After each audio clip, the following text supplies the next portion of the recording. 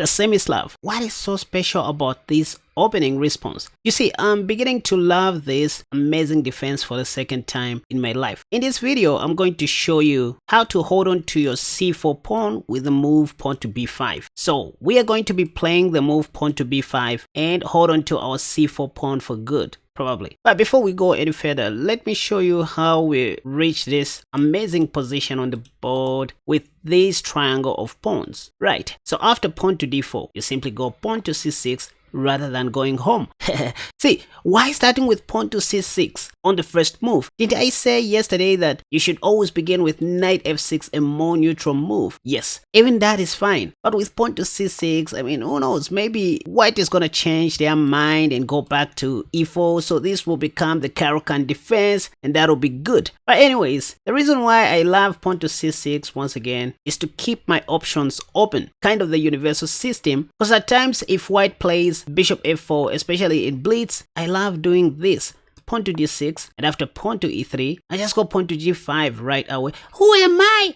The whole point is if bishop takes, I win that poor piece with queen a5 check. Kaspar's signature move. And I have won a lot of games like this, by the way, so I'm not just making up stuff. Anyways, with pawn to c6, at least we are guaranteed that white is gonna play pawn to c4. If you don't believe me, check what's happening in the master's database. Pawn to c4 is the top played move. I guess even in the Leech's database, yep, c4 is the top played move. Sometimes they play knight f3, and it's just another way of avoiding the Trompowsky attack if you think about it. So after pawn to c4, what you want to do is to go d5. Now this is called the Slav defense, not yet the Semi-Slav, and the idea is if pawn takes, you want to take back like this. Back to the master's database, the top played move is knight f3. This is what people play in serious games, and this is where you want to go knight f6 rather than going home. Once again, they will play knight c3 beginning with 2 knights, because that's what they have been taught, and this is where you play pawn to e6, forming your Semi-Slav pawn structure. And this is the Semi-Slav, by the way. Just like I said in the intro, our main interest in today's video is this move, pawn to b5. Sometimes we begin with a6,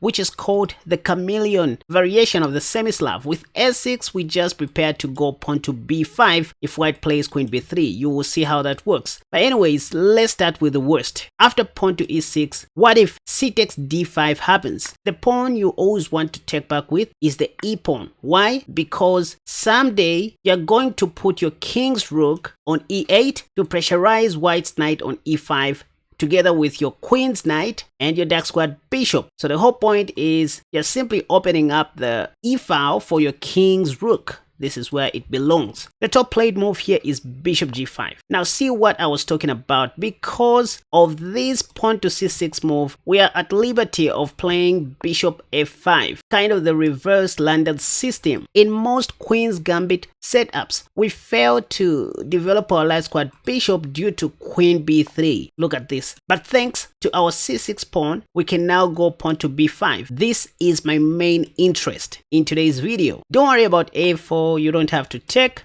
You just need to advance your b pawn, attacking the knight, and in most cases, white plays knight a2, after which you go pawn to a5, develop your queen's knight to support the king's knight, and also eye the e5 square. Your bishop will most likely sit on d6, also eyeing the e5 square, and your queen as well. Now, let's look at the real thing. After d4, c6, c4, d5, knight f3, knight f6, knight c3, and pawn to e6, the Semi-Slav, it's not every time you're going to see your opponents taking on d5. I mean, where you take back with your e-pawn. In fact, the top played moves here are bishop g5 and pawn to e3, and also queen c2, which seems to be more aggressive. Let's start with that. Queen c2. So I want you to memorize this position. With queen c2, what white is planning to do is to push pawn to e4, supported by the knight and the queen. They want to take over the center as soon as possible. So these are two squares you always want to fight for in the Semi-Slav, and that's why I recommend to play the move d takes c4.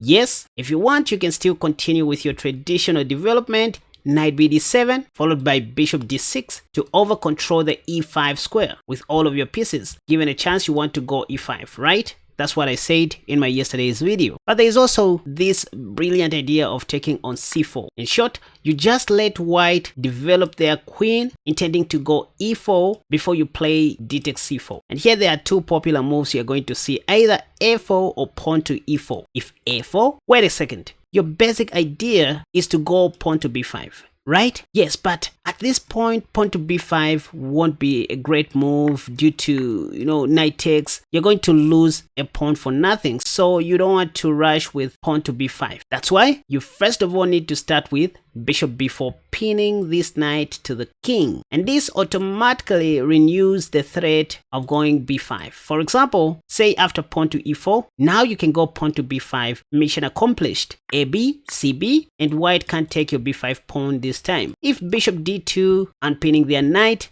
what do? You oversimplify the game like this and go bishop b7. So see, the other purpose of playing pawn to b5 very early is to free up your light squared bishop, putting it on the most active square. So that bishop will become a monster bishop in the long run. Trust me, if pawn to e5, you don't even care about this square anymore because you have knight e4. I want you to memorize this position. Keep this in your mind because we're going to be transposing back to this over and over. Bishop e3, because they didn't want you to take their bishop, losing their bishop pair for nothing. So you go a5, and from here is just a matter of technique, logical moves all the way. They will castle short probably, and then you will play bishop d5 if you want, or even knight a6 depending on what you like. Once again, after d4, c6, c4, d5, knight f3, knight f6, knight c3, and pawn to e6. You just wait for white to play queen c2. That's when you take on c4. So let's do that. And you take. We saw what to do after a4. I said pin the knight to create room for b5. But what if they start with e4 first, attacking your c4 pawn? And after you play b5, that's when they play a4. You will see most of these things happening and transposing back over and over. Once again, you have seen that white is attacking your b5 pawn. If you just play a lazy move like bishop e7, they are just going to take, and after this, once again, they are going to be up a pawn for nothing. Even though this is not that dangerous, it's not just what you want to see. So after pawn to a4, you know they want to take, right? So again, you can go bishop b4, pinning this poor knight to the king, so that if pawn takes, you take back on b5 with dignity without having to worry about knight takes b5 anymore. Again, if bishop d2, you oversimplify the game, go bishop b7. You see, we are getting back to the same position that I asked you to keep in your mind, where white may play e5 again. You go knight e4. There's nothing wrong with knight d5, but I just feel it's a 1-0 move. It doesn't have a better continuation, so you just go knight e4, at least attacking something. And white can't play this. After bishop e3, this is where you can even start expanding on the queen side, like I showed you guys. Okay, say rook b1 this time, they want to take your b5 pawn. You go queen d7, defending that pawn. Let's say bishop e2, bishop d5, castle short. You go knight c6. By the way, this now looks like a free pawn. Nope. You simply have knight b4, and you're going to win some material. Best white can do is to sacrifice the rook, and then you take.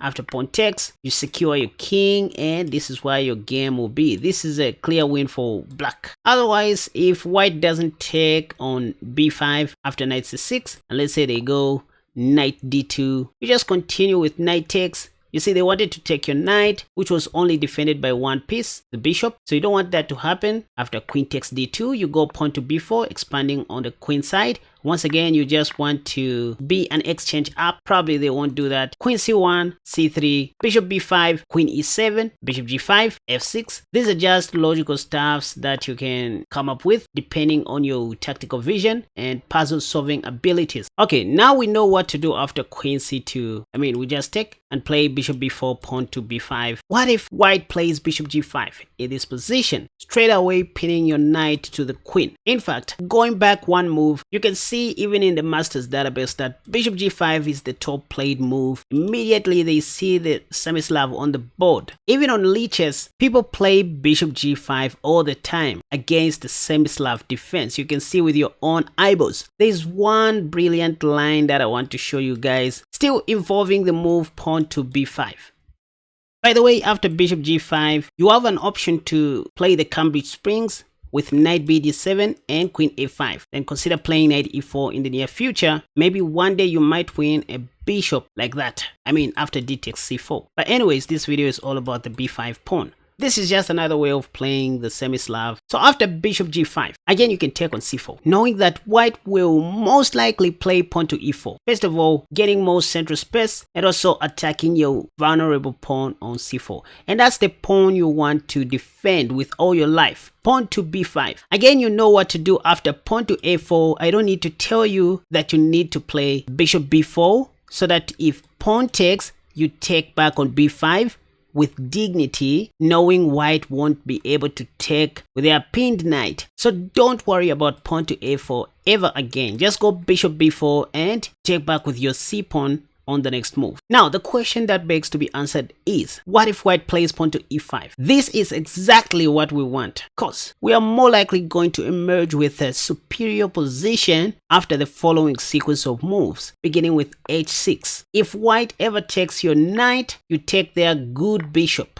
Hopefully, white won't take on g5 with their knight. After you take their bishop, you will see them taking on g7 again. This is only good for black. Once again, you can check on Stockfish, and there's no way white is gonna take back a pawn. In this position, you're just up a pawn, by the way, with a bishop pair and a more active position. So this is completely winning.